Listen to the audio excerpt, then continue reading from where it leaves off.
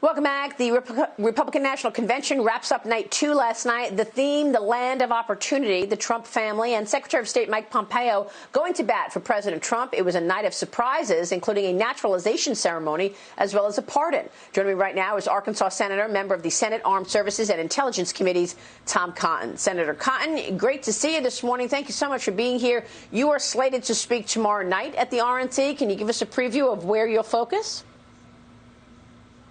Good morning, Maria. It's good to be on with you. I thought the First Lady last night did an excellent job of showing a side of the president that the media wants to pretend doesn't exist.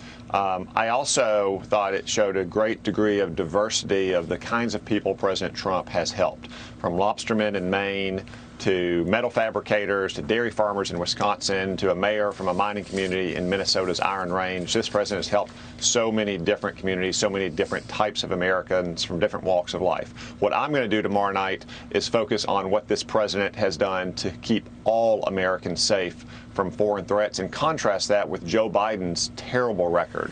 Barack Obama's own Secretary of Defense said that Joe Biden had been wrong about nearly every major foreign policy and national security decision of the last 40 years. I'm going to flesh that out a little bit, explain how Joe Biden voted to repeatedly slash our military over 40 years, how Joe Biden opposed the mission to kill Osama bin Laden, and most importantly, how Joe Biden has aided and abetted the rise of China for 50 years with terrible trade deals, looking the other way on China's cheating on those deals, closing our factories, stealing our jobs, and threatening our interest all around the world. So we're going to expose Joe Biden's record as weak and wrong when it comes to defending America. And you wrote an op-ed for FoxNews.com highlighting some of his past dealings with China, including no opposition to bringing it into the World Trade Organization back in the 90s, toasting Beijing as a new partner in 2012, and, of course, his son Hunter Biden's business dealings there. Look, Tom, I want you to explain the assessment that you have now of the Chinese Communist Party, because we've talked about this a lot.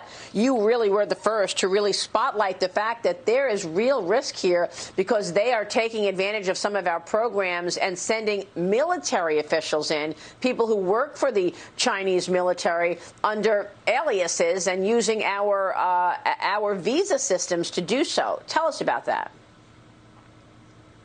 Well, the Chinese Communist Party has something they call the civil-military fusion.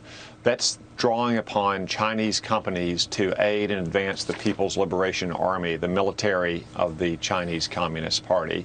They also use America's own universities, our most advanced laboratories, against us by infiltrating PLA-aligned scholars into these universities, oftentimes coaching them on how to lie on their immigration papers to get into the United States. When we began to shut down those programs in May, Chinese diplomats in America scrambled to coach many of these researchers on how to lie to FBI investigators or help them abscond out of the country back to mainland China. It's just one more example of how China uses our systems against us. Joe Biden has not stood up to that, has not tried to stop it. In fact, as you said, Maria, he's advanced it for 40 years. President Trump, once again, is standing up for Americans and standing up to the Chinese Communist Party. And of course, the Journal's out, and it really lays it out this morning in the Journal. This is a story I've been certainly reporting for a long time now, that Chinese diplomats have helped military scholars visiting the United States avoid scrutiny by the FBI. Researchers investigated after the July order to shut down the Chinese consulate in Houston, for example, really opened up a window into all of this. What was the most recent situation? How are they communicating with the CCP? Because in the Journal, one of the pieces there was that someone was directing them to wipe all of their devices clean as they go to the airport because they will get stopped at the airport. And I know I've written about this in my upcoming book, The Cost, about people who are getting stopped at the airport and they're found with tons of files on their body to take back to the CCP. Well, Chinese diplomats oftentimes are acting as the handlers for these military researchers. They coach them on how to lie on their immigration papers to get into the country. They give them their collection priorities. The Journal reported, for instance, that they wanted one researcher to make copies of a laboratory exactly so they could replicate those labs in China. And then when they're facing pressure, when they're under the gun and trying to get out of the country, they coach them on how to turn over that information or how to wipe clean their devices and help them get flights out of the country. Now, fortunately, our FBI is on the case. They've detained several of these officials. Likewise, they've detained officials who are American researchers who are taking Chinese money and oftentimes giving American secrets back to the Chinese Communist Party. It just goes to show how widespread the tentacles of Chinese communist espionage are, not just in our government, but in our laboratories, in our academies, and in American businesses as well. It's unbelievable, Senator. So where is this going? What is the Chinese Communist Party trying to do with all of this? One story that I recount in my book is how this company, Lemco, opened up shop right down the block from the headquarters of Motorola. And there were former engineers, Chinese engineers that were working at Motorola, were now working at Lemco so that they could send information all the way back to the chairman of Huawei, which was just extraordinary.